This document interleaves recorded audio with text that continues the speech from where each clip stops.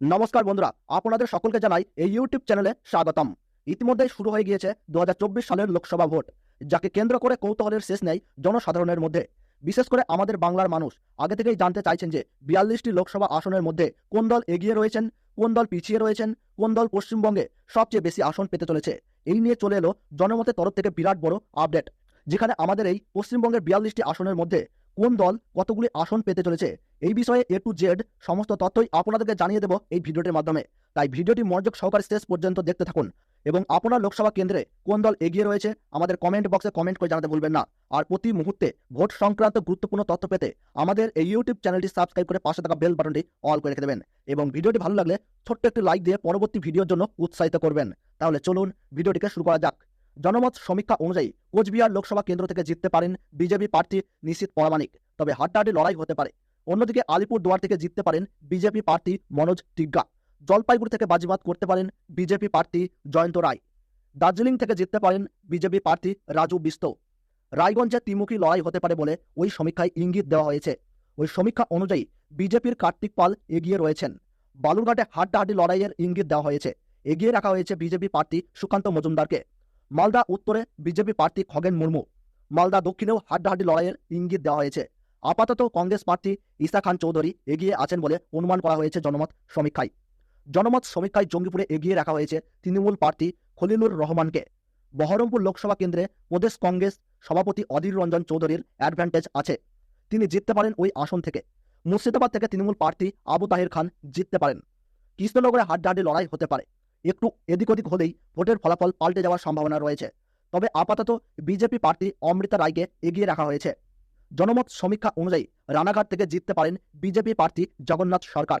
বনগাঁ থেকে জিততে পারেন বিজেপি প্রার্থী শান্তনু ঠাকুর। ব্যারাকপুর এবং দমদমে হাড্ডাহাড্ডি লড়াই হতে পারে।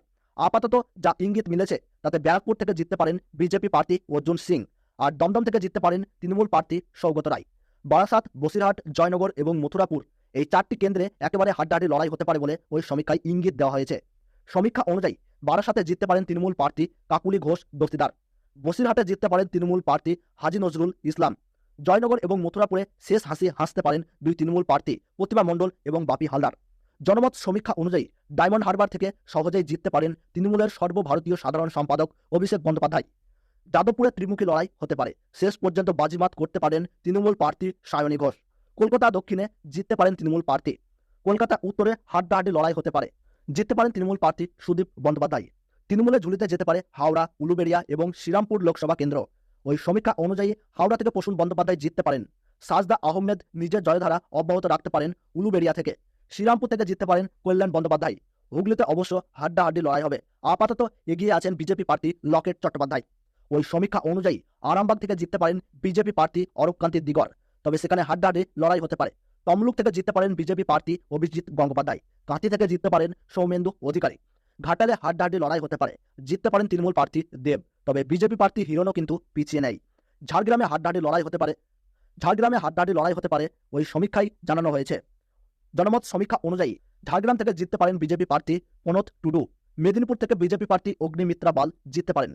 পুরুলিয়া এবং বাঁকুড়ায় হাড্ডাহাড্ডি লড়াই হতে পারে, শেষ হাসি হাসতে পারেন বিজেপি প্রার্থী জ্যোতির্ময় সিং মাহাতো এবং সুভাষ সরকার। ওই সমীক্ষা অনুযায়ী বিষ্ণুপুর, বর্ধমান পূর্ব, বর্ধমান, দুর্গাপুর এবং আসানসোল থেকে হাড্ডাহাড্ডি লড়াই হতে পারে। বিষ্ণুপুরে বিজেপি প্রার্থী সৌমিত্র খা জিততে পারেন। তৃণমূল প্রার্থী শর্মিলা সরকার জিততে পারেন বর্ধমান পূর্ব থেকে। বিজেপি প্রার্থী দিলীপ ঘোষ ছিনিয়ে নিতে পারেন বর্ধমান দুর্গাপুর আসন, আর আসানসোল থেকে জিততে পারেন তৃণমূল প্রার্থী শত্রুঘ্ন সিনহা। অনুব্রত মণ্ডল জেলে থাকলেও বীরভূম থেকে 2-2 করতে পারে তৃণমূল কংগ্রেস। ওই সমীক্ষা অনুযায়ী বোলপুর থেকে জিততে পারেন তৃণমূল প্রার্থী অসিত কুমার মাল, আর বীরভূম থেকে জিততে পারেন তৃণমূল প্রার্থী শতাব্দী রায়, তবে তার কেন্দ্রে হাড্ডাহাড্ডি লড়াইয়ের ইঙ্গিত দেওয়া হয়েছে। জনমত সমীক্ষা অনুযায়ী 2024 সালের লোকসভা নির্বাচনে পশ্চিমবঙ্গ থেকে 20টি আসন জিততে পারে তৃণমূল কংগ্রেস। বিজেপি ঝুলিতে যেতে পারে 20টি আসন, 2টি আসন পেতে পারে কংগ্রেস। গতবার তৃণমূল কংগ্রেস জিতেছিল 22টি আসন। ওই সমীক্ষা অনুযায়ী এবার তৃণমূলের আসন সংখ্যা কমবে। গতবারের থেকে বিজেপির আসন সংখ্যা বাড়বে 2টি, আর কংগ্রেস 2টোই পাবে, শূন্য থাকবে বামেরা। ভিডিওটি ভালো লাগলে ছোট্ট একটি লাইক করবেন, আর বর্তমানে আপনি কোন জেলা থেকে ভিডিওটি দেখছেন, আপনার জেলাতে লোকসভা কেন্দ্রে কোন প্রার্থী এগিয়ে রয়েছে সেটা কমেন্ট বক্সে কমেন্ট করে জানাবেন। এবং আমাদের এই ইউটিউব চ্যানেলে নতুন দর্শক হয়ে থাকলে পরবর্তী গুরুত্বপূর্ণ আপডেটগুলি পেতে হলে এখনই চ্যানেলটি সাবস্ক্রাইব করে পাশে থাকা বেল বাটনটি অল করে রেখে দেবেন। তাহলে সকলে ভালো থাকুন, সুস্থ থাকুন, ধন্যবাদ।